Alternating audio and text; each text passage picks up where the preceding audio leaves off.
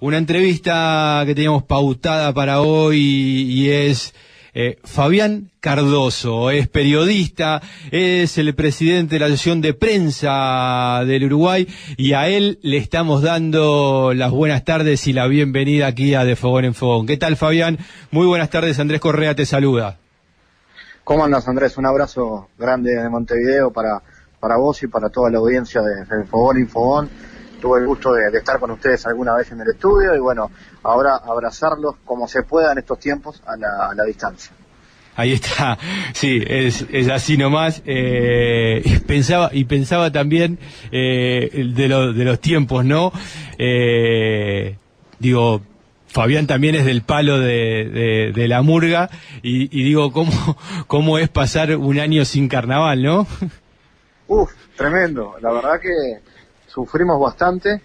Me saqué el gusto de hacer igual, de hacer un programa de radio igual sin carnaval, sí. Y de compartir con mucha gente que tenía las mismas ganas que nosotros de tener carnaval y compartir recuerdos y bueno, y hablar con la gente, pero lamentablemente nos quedamos sin tablados. Esperemos que el año que viene otra sea la realidad. Exactamente. Fabián, bueno, conocimos el sábado pasado un comunicado de APU, de la Asociación de Prensa del Uruguay, que expresaba su preocupación por la escalada de ataques a la libertad de expresión y agravios contra trabajadores de prensa. ¿Podés dar a conocer cuáles fueron, a qué hace alusión esta declaración? Sí, bueno, son varios hechos que se han dado en las últimas semanas, sobre todo a nivel de redes sociales. El de mayor relevancia involucra al periodista Aldo Silva, periodista de Canal 12 y de Radio Sarandí, que en realidad lo que hizo fue un comentario que podríamos decir incluso es bastante inocente. Es un comentario que no tenía detrás de eso una gran posición editorial o una crítica al gobierno, sino simplemente un mensaje. Cuando finaliza su programa de radio, en Radio Sarandí, Aldo Silva dice, da a conocer las cifras de lamentables fallecidos que se habían dado en la jornada anterior, y dice, le digo al presidente que si hay este número de fallecidos, anúncielo usted, presidente. Ese mensaje provocó una serie de reacciones bastante, yo diría, violentas en las redes sociales, que no solamente involucraron tuiteros, algunos anónimos, otros no, sino a importantes dirigentes políticos del oficialismo. Y eso no es un hecho aislado, porque en las últimas semanas se han dado episodios bastante complicados y que dan cuenta justamente de ataques a periodistas en redes, de cuestionamientos a quien exprese su opinión, sea divergente con el gobierno sobre todo, incluso a la propia organización sindical que representamos en APU. Entonces, bueno, ante esto, tomando en cuenta de que no era un hecho aislado, sino una cadena de hechos, decidimos expresarnos de esta manera. Ahí está, Fabián. Te iba a preguntar cómo está, porque digo, en el marco de la pandemia y además en el marco de un proceso sociopolítico que es, digamos, de corte neoliberal en Uruguay. ¿Cuál es la situación laboral de los trabajadores de prensa en tanto medios públicos y medios privados? Sí, compleja. Mirá, contamos que aproximadamente unas 500 fuentes de trabajo de compañeros en Uruguay se vieron afectadas. Trabajadores de los medios de comunicación en general.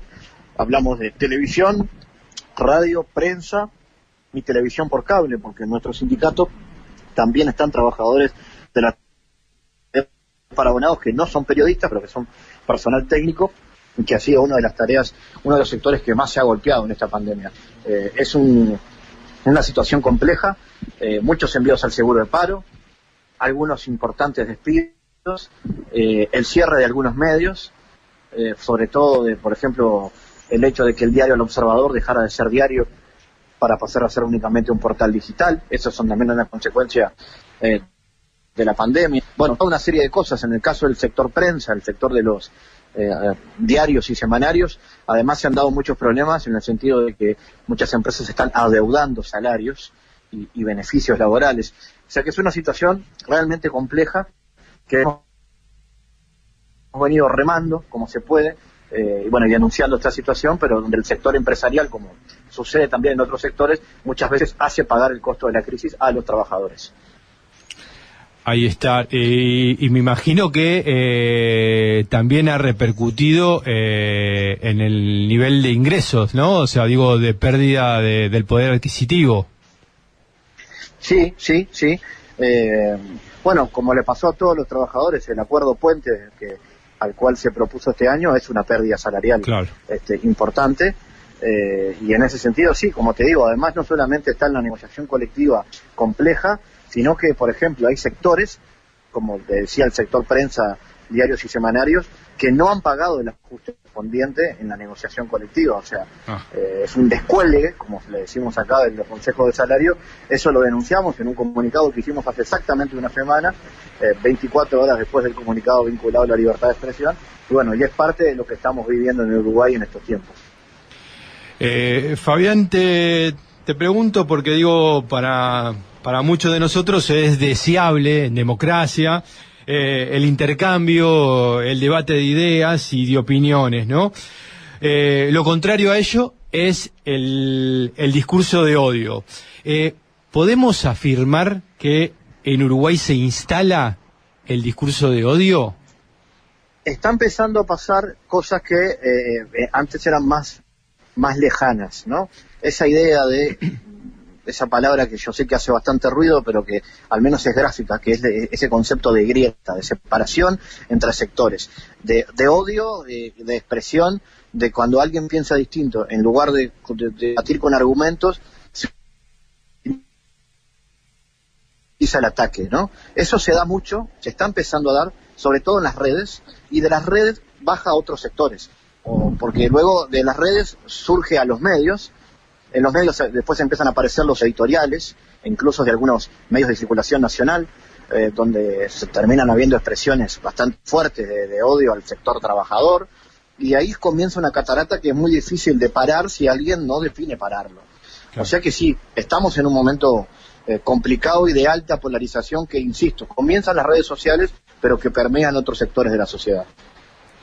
Hace unos días, y que tiene que ver un poco con lo mismo, leí una editorial del diario El País donde criticaba esto de que ciertos sectores hablan de blindaje mediático, ¿no? Y bueno, la editorial terminaba criticando a un programa que se emite por TV Ciudad, que es La Letra Chica, ¿no?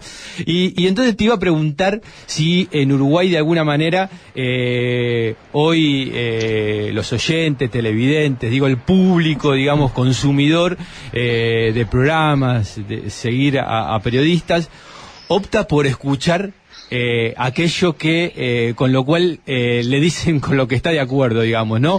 De alguna manera esto que vos mencionabas de la grieta, pensaba esto del funcionamiento de las redes sociales y de los famosos algoritmos, donde quedamos inmersos en una burbuja donde todos pensamos lo mismo, ¿no? Y digo, si se está dando que la opinión pública busca periodistas o programas que sean acordes, digamos, a lo que esa opinión está buscando. Sí, eso pasa. Con el caso de La Letra Chica es otro ejemplo, ¿no? Hay todo un sector de opinión que se ha dedicado a cuestionar todo lo que tenga que ver con ese programa, que tiene un discurso muchas veces contrahegemónico, sobre lo que tiene que ver con su mirada sobre algunos temas. Y bueno, hay pedidos de despido de los periodistas, agresiones a los periodistas que se salen a La Letra Chica, pedidos de informe desde la Junta Departamental, reiterados, senadores de la República que dedican 2 o 3 tweets por semana a criticar a los periodistas, especialmente los de ese programa y los de ese canal. En fin, son cosas que están empezando a pasar en Uruguay. No estábamos acostumbrados, pero bueno, llegó. Ahí está. El fenómeno acá, y bueno, y es parte de con lo que convivimos diariamente.